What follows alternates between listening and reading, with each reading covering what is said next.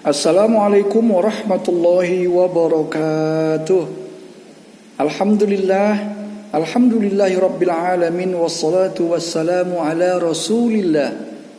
Akhi dan ukhti serta sahabat-sahabat sekalian, para pencinta Al-Quran yang dimuliakan Allah subhanahu wa ta'ala, bertemu kembali dengan Mu'alim Rudi. Pada hari ini kita masih terus melanjutkan kaji kita melalui buku Tilawati jilid 5 halaman 14. Akhi dan ukhti serta sahabat-sahabat sekalian, di halaman ini kita perhatikan ada 5 huruf yang berbaris sukun, yakni huruf Qaf, huruf To, huruf Ba, huruf Jim, dan huruf Dal.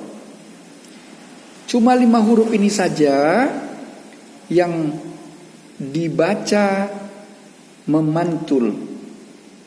Jadi apabila kelima huruf ini berada dalam posisi di tengah kalimat, seperti ini, jim yang berbaris sukun, ini dia.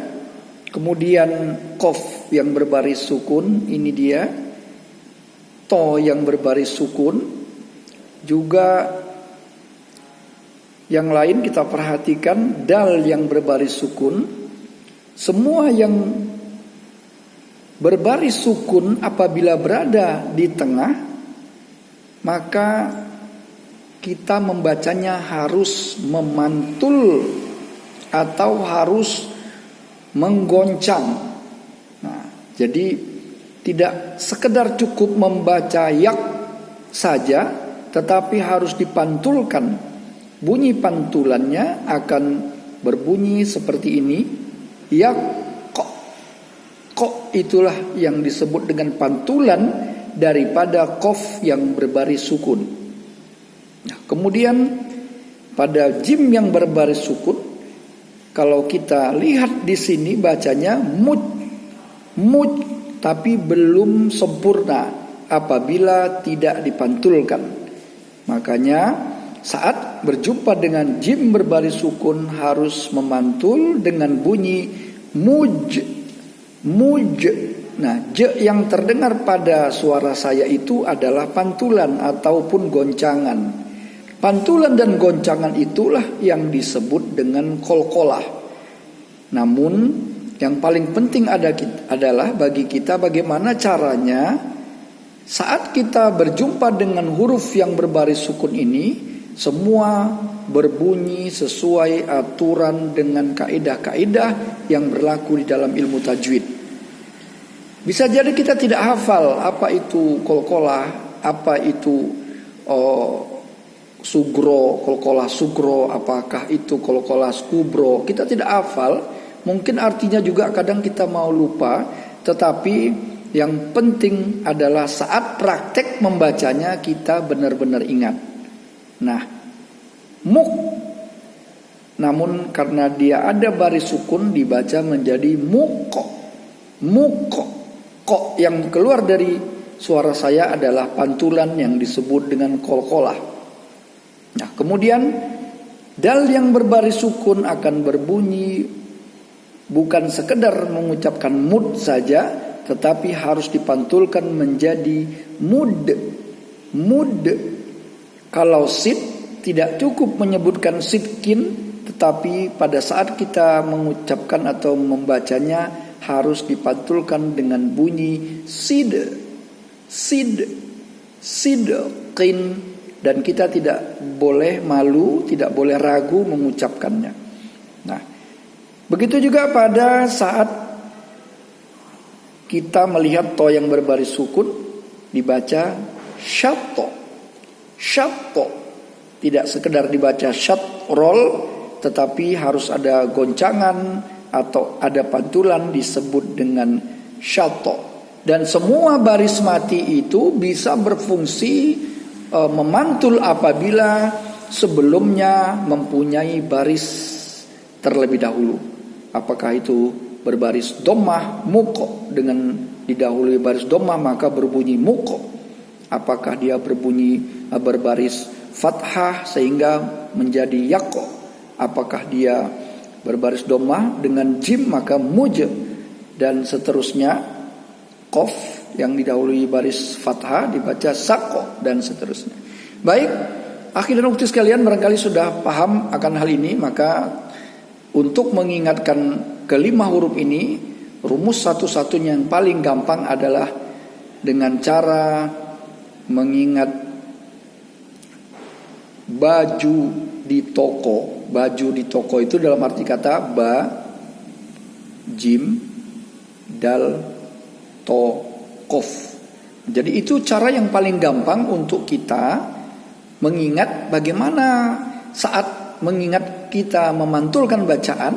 Maka ingatlah kalau ada huruf ba, jim, dal, to, dan kof itu berada di baris mati, pada posisi baris mati, atau bisa jadi kelima huruf ini tidak dalam posisi baris mati tapi berada di ujung dalam posisi huruf hidup, namun karena dimatikan dia maka akan berfungsi memantul juga atau berfungsi menggoncang juga walaupun dia berada di ujung. Contoh ini kita melihat tulisannya adalah jidi, tapi pada saat di sini ada wakof yang berbentuk bulat seperti ini. Contoh ini namanya tanda wakof.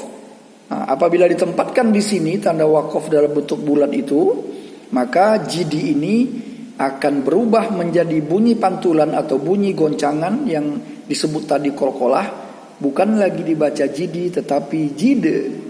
Jide. Kenapa bisa dibaca jide? Karena diwakofkan.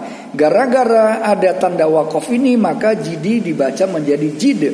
Nah, saat keluar bunyi pantulan di ujung ayat itulah maka disebut juga dengan kolkolah yang namanya kubro. Kolkolah kubro, kolkolah gede atau besar. Sementara pantulan yang berada di tengah-tengah kalimat seperti kof ini muko, kemudian muja, juga yato, ya, berikutnya yako, berada di tengah-tengah kalimat maka disebut dengan kolkolah sugro. Jadi gampang mengingatnya. Kalau di tengah dia baris matinya maka kolkolah sugro. Kalau di ujung dia tapi bukan baris mati tetapi karena wakof dimatikan maka disebut dengan kubro, kolkolah kubro. Baik, saya pikir sudah jelas sekali. Kalaupun seandainya ada yang belum jelas, nanti kita akan buktikan di dalam praktik membaca.